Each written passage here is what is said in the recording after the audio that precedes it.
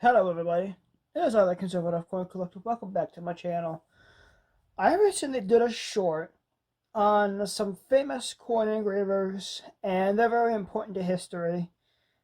And I got to thinking, I was only able to cover a few coin engravers in just 1 minute.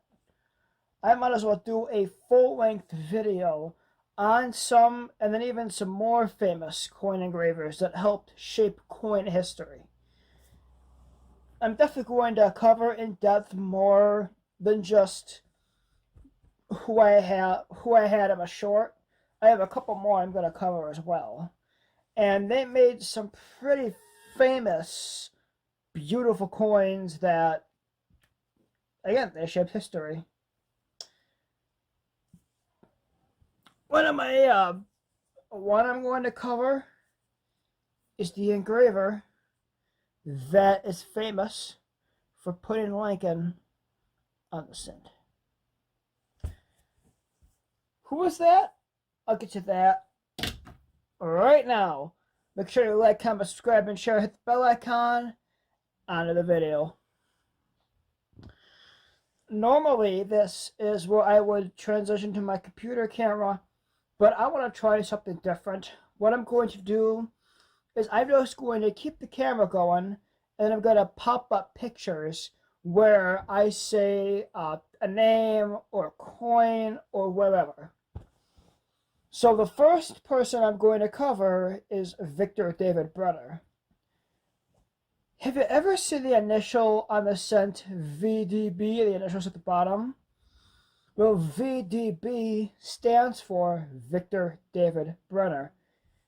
He is the artist responsible for putting Lincoln on the cent. And the modern day Lincoln cent isn't a good example. He was the one that put Lincoln on the wheat cent, and then created the wheat stalks. He created the wheat cent essentially, and the wheat cent was created to celebrate Lincoln's 100th birthday. This here is a Morgan dollar. And who was the Morgan dollar engraved by? A guy by the name of George T. Morgan. He was born in England in 1845, and he started working for the U.S. Mint and became chief engraver of the Mint in 1917. There is a reason that George T. Morgan was the Mint engraver all those years ago. Morgan had a level of creativity and detail, and just, he made works of art like this.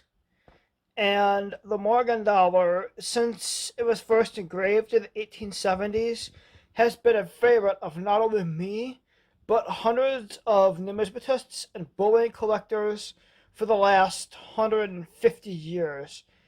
It is a beautiful work of art created by one of the greatest artists the Mint has ever had. And he actually had some other designs that he made that never went anywhere.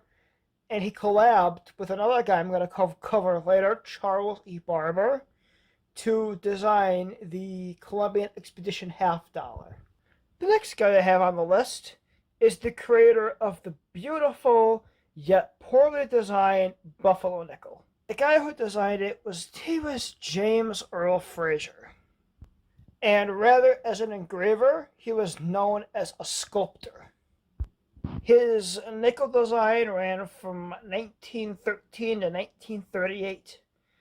And the Jefferson nickel has a Buffalo nickel design that came back in 2005. The next guy I have for you is Christian Gobrecht. He was born in 1785 and was one of the very early Mint engravers and designers. He was chief engraver for 4 years, from 1840 to 1844, and he is known for the seated Liberty design. The very early quarters, seated Liberty quarters, half dollars, dimes. There was a lot of early American coins had the same designs, but they were bigger or smaller and had a different denomination. Along with the seated liberty design, can you see this? He was responsible for the coronet and the braided hair cent designs, which were on the $10 gold coins and the copper cent. So he was responsible for a lot of early 19th century coinage. As Gobek's designs faded out, they needed to make a way for a new generation of coins to be phased in. And the new coin phase was barber coins. Barber coins, for example, the barber quarter, and then the V-nickel has a similar design, the dime had a similar design, and there was a barber half dollar. And it replaced the seated liberty dime, quarter, half dollar. It's kind of funny to think a lot of the early American coinage had very similar designs, considering all the coins have different designs today. But that's just how it was back in the day. And the man responsible for barber coinage is a man by the name of Charles E. Barber. Barber was the chief engraver of the U.S. Mint. He started that job in 1879. And George T. Morgan took over after Barber's death in 1917. Barber had a big role because Gobek's designs were on coins for nearly 50 years. He had to fill the spot of the dime, the quarter, and the 50-cent piece. And trying to find a design for all three of them and all the bureaucracy that, well, there's a lot of bureaucracy that would probably go into it today. It probably wasn't like that 130 years ago, but I wasn't alive and I'd have to do more research on that. But he managed to fill that hole with the Barber design of phasing out Gobek's designs. And he also designed a little known $4 coin. It's called a $4 Stella hair coin pattern or something like that. And very little are known to exist today, if at all.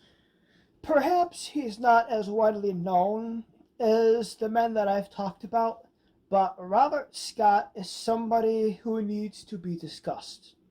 He was the first chief engraver of the United States Mint, and he was born in Scotland in 1744. He's the man responsible for the draped bust designs on a lot of our very early American coinage. We are talking about late 1700s, very early 1800s. America was just a baby when these coins were minted. He also designed the flowing hair dollar and the Liberty Cap half cent. He's actually responsible for all the designs of all the early American coinage. How early? We're talking 18th and very early 19th century. The next engraver I have for you is Augustus St. Gaudens.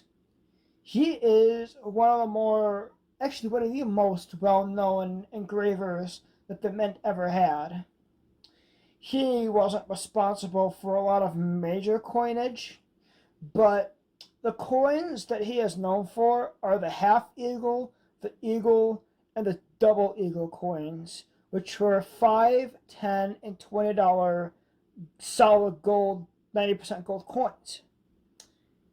And the St. Gaudens double eagle, if you were to ever have one, it would be worth $20 million. But it's also illegal to own because the Mint never released it for the public. So if you did have it, and you're not supposed to, you have government property, and stealing government property is most likely a felony, and you don't want that on your record. No, sir. He's also responsible for the $10 Indian head design. The last engraver I have for you, he's not known as an engraver, but more as a founding father, Benjamin Franklin. Ben Franklin, he is known for discovering electricity, inventing the bifocals, and making the Fugio scent. The Fugio scent is the first scent the United States ever minted.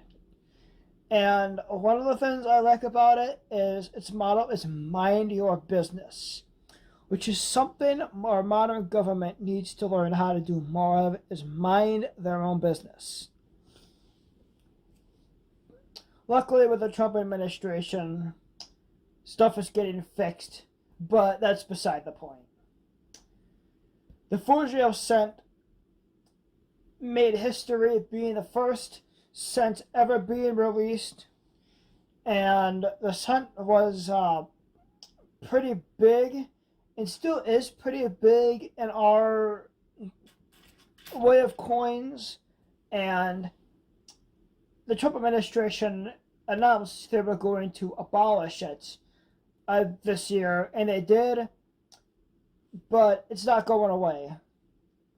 The scent is going to stick around for, it could easily stick around for another 100 years because of how many have been minted. I don't want this video to be too long. I can ramble for hours and hours and hours, and I don't want to do that. I want to leave you with, I'm the Conservative Coin Collector. Don't forget to like, comment, subscribe, and share, and hit the bell icon. Until next time, I'm signing off. So long, everybody.